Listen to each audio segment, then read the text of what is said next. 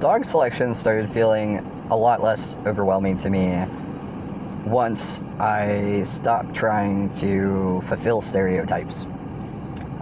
We have spent thousands of years as humans cultivating different breeds of dogs for different purposes that have different strengths and different weaknesses and different abilities. There are, at least in the United States, the Fab Four, which is the standard poodle, the Labrador Retriever, a Golden Retriever, and the Collie, as in the Lassie. Although I'm realizing past my generation, many of you probably won't know who Lassie is, but go look it up. Anyway, so at least in the United States, there are the Fab Four, and they're considered the gold standard of service dog training.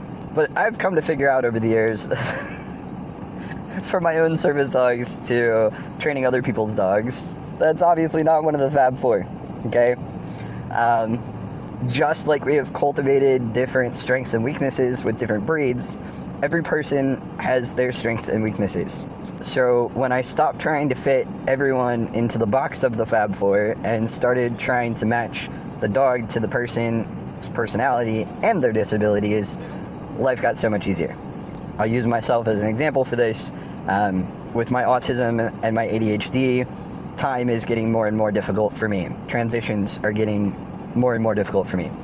I need a dog that has the stubbornness that when I say, just give me one more minute, we'll go in one more minute, even though my timer has already gone off. And I'm supposed to be moving on to the next thing, and I can't move on to the next thing. I have trained her that I kind of get like 2 1 more minutes. And then after that second 1 more minute, she nudges, she bumps, she licks, she bothers me, and she won't leave me alone.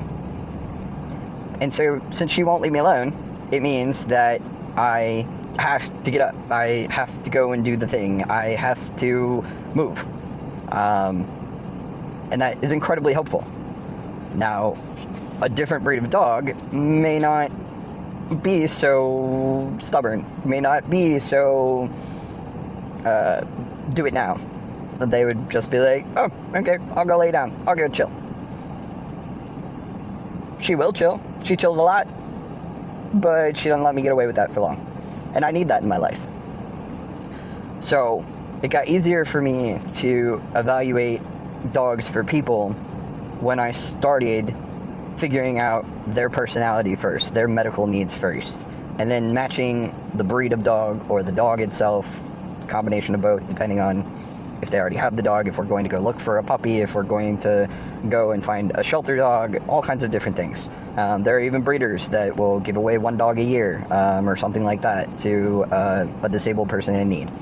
So learning that and addressing that allowed me to help myself, help others better, and to save more dogs. Because instead of just being focused on the Fab Four, now, within reason, any dog is a possibility.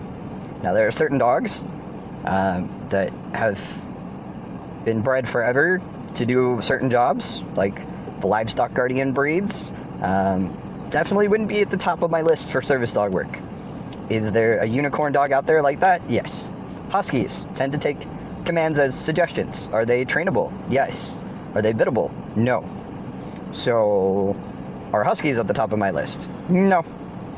But that doesn't mean that if someone had the right husky that actually wanted to do the work and didn't take commands as suggestions, that I would just throw out using a husky as a service dog.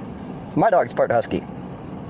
I guess my point is that it got easier to find the right dog for the right person when I stopped trying to fit the boxes that have arbitrarily become the best. Hope that helps.